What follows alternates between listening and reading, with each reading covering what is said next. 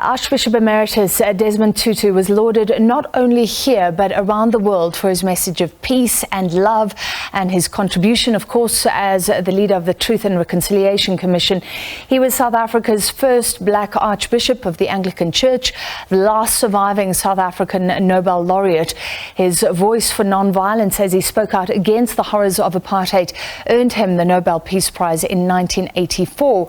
His giggle was his hallmark, but he was not afraid to cry openly over the atrocities that were recounted.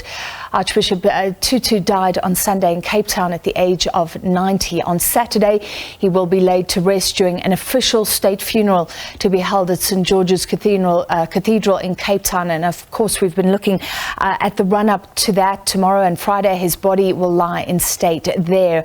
On Saturday, he will be laid to rest.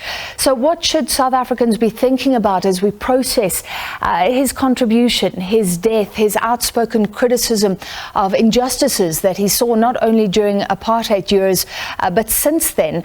We're joined now by political analyst Sandile Swana. Sandile, thank you for being with us. Firstly, as the mayor of Cape Town was saying, should we be celebrating a life that was so well lived? Absolutely. I think that Bishop Tutu is exemplary to all sectors of society. And I'm reminded here of the fact that Bishop Tutu started his career as a teacher, a school teacher. But when Bantu education was introduced, Tutu was one of many who left the education system to join the priesthood. And he maintained a consistent pattern of correction and of challenging and an exemplary lifestyle for the better for South Africa. In the field of education, unfortunately, the segregation in education manifests itself in different ways today in South Africa. It has not yet been defeated, but Tutu achieved his lifetime dream of a democratic South Africa. And I think that is what we need to say. That is a big opportunity that he has put in front of us.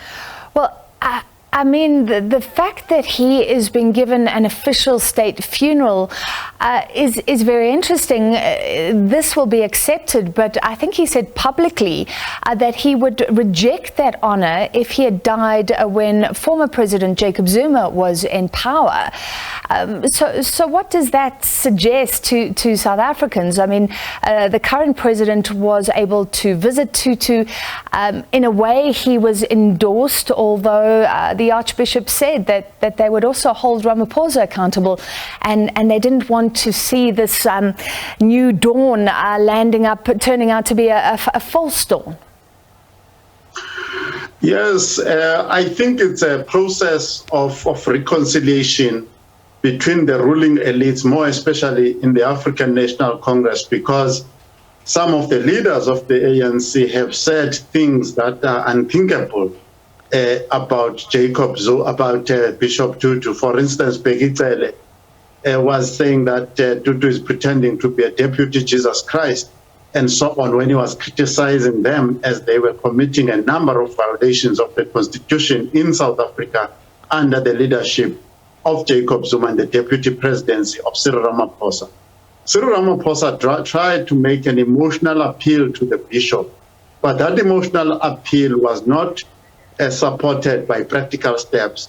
Practical steps such as preventing the stealing of the PPP equipment, COVID-19 funds, and making sure that all the reports of the Auditor General are being attended to, which have been consistently negative for 11 years almost now. So it's a start. It's a very small little start of reconciling, the ANC reconciling itself to the vision of Tutu, but they are not moving fast enough and strongly enough. Yeah. Well, surely what he stands for is so important now as the ANC talks about servant leadership, moving away from corruption and looting, to going back to that idea of being there for the people you serve. Desmond Tutu had that consistency, that integrity across his life. Do you agree? Is that an example that can be held up at least? Yes, I think you will have to remember that even when Tutu was appointed, I think it was Bishop of Johannesburg, or one of those positions, certainly in Johannesburg, and was offered the bishop's house in Gauteng, which is absolutely one of the top suburbs in South Africa. He chose to go and live in Orlando. We face today leaders who cannot even avoid the slightest chance of accessing extraordinary luxury. So Tutu he was planted in the middle of the people who are suffering in Soweto. He was always maintaining that profile until he died. He stood with the poor under all conditions and circumstances. And that is what we would like to see from our leaders. When you talk about servant leadership, the ideas of what the problems are, what the solutions are, must come from leaders who are rooted and grounded among the ordinary masses of South Africa. And I mean, at the time of the TRC, he had such credibility. Tell me if you agree. There was no question, I think, then and now that he was the right man for that job, given his history.